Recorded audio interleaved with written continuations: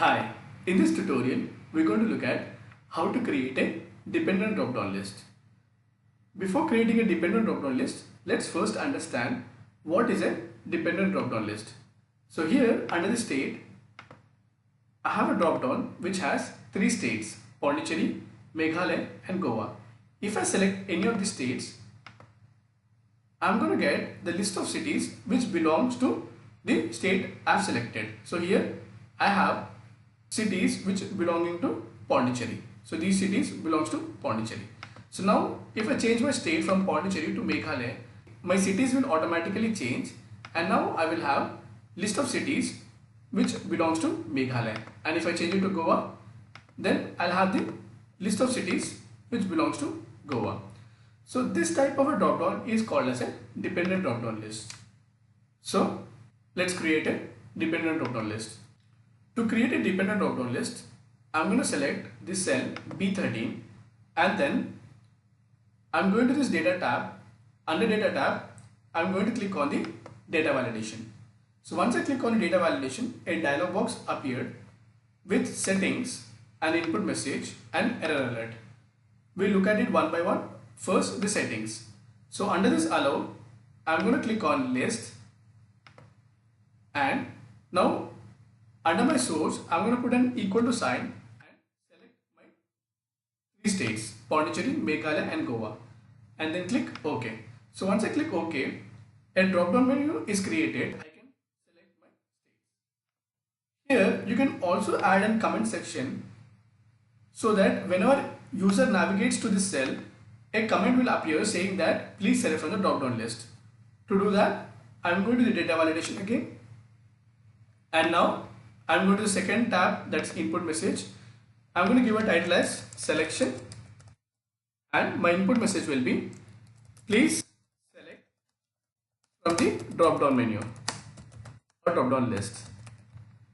I'm going to click OK. So now once I click OK, a comment section is created which is guiding me to select from the drop down list. So if I click anywhere other than the cell B13, my comment section will disappear. If I click back on the cell B13, my comment section will appear back, guiding me to select from the drop down list. Now let's suppose you have entered a state which is not available in my drop down list. So let me just enter a state named Tamil Nadu which is not there in my drop down list. Once I click enter, a dialog box appeared which says Microsoft Excel, this value doesn't match the data validation restriction defined for this cell. It means the state that we inputted, Tamil Nadu, is not available in my drop down list. You can create a meaningful error which can guide the user to make the necessary corrections. To do that, I'm going to the data validation again, and this time I'm going to the error alert. Under error alert, I'm going to give us title as warning. Warning will be too scary for the user, so let me give something like error, and then my error message will be please select from the drop down list only,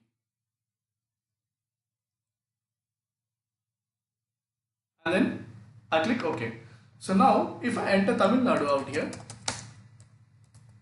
which is not available in my drop down list, once I click enter on my keyboard, the error message is changed now. It says please select from the drop down list only. So if I retry, and I can select from the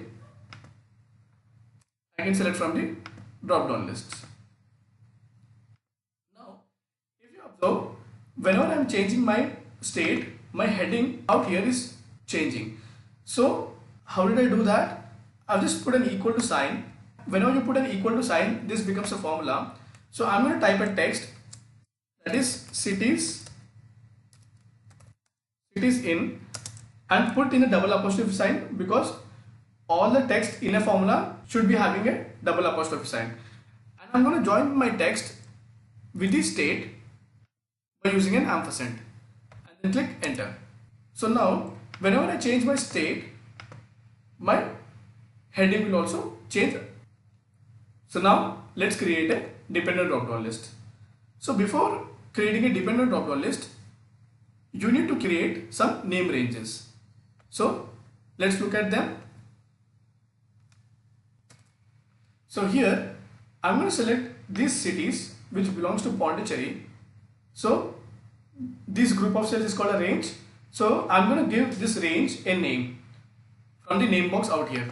I'm going to name them as Pondicherry. So these cities belongs to Pondicherry. So I'm going to name them as Pondicherry. And now the cities of Meghalaya, I'm going to select those and then name that range as Meghalaya. And then I'll do the same for the cities in Goa. I'm going to select them and name them as Goa.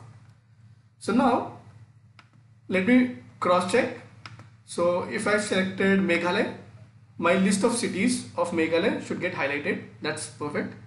And if I select Pondicherry, so that's perfect. And if I select Goa, that's perfect.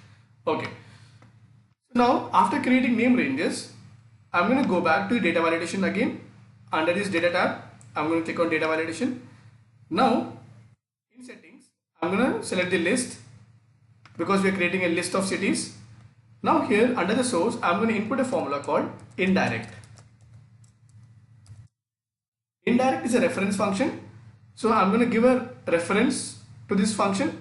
So my reference is my state. So whenever I give a state as a reference, so indirect will extract the values inside my state. So here under Meghalaya, I have these cities. So indirect function will fetch these cities as per the name that I'm choosing from this drop-down list. So here if I choose Goa, I'm going to get the list of cities which belongs to Goa. So indirect function will extract this based on the reference that I'm giving. My reference here it is Goa. Okay. So I got the list of cities which are belonging to the Goa. And then if I change my state again to make Pondicherry, I'm going to get the list of cities, these six cities which belongs to Pondicherry. And then if I select Meghalaya, I'm going to get the list of cities belonging to Meghalaya. Okay. So that's how you create a dependent drop-down list. Thank you guys for watching. If you like, do subscribe for more videos and updates.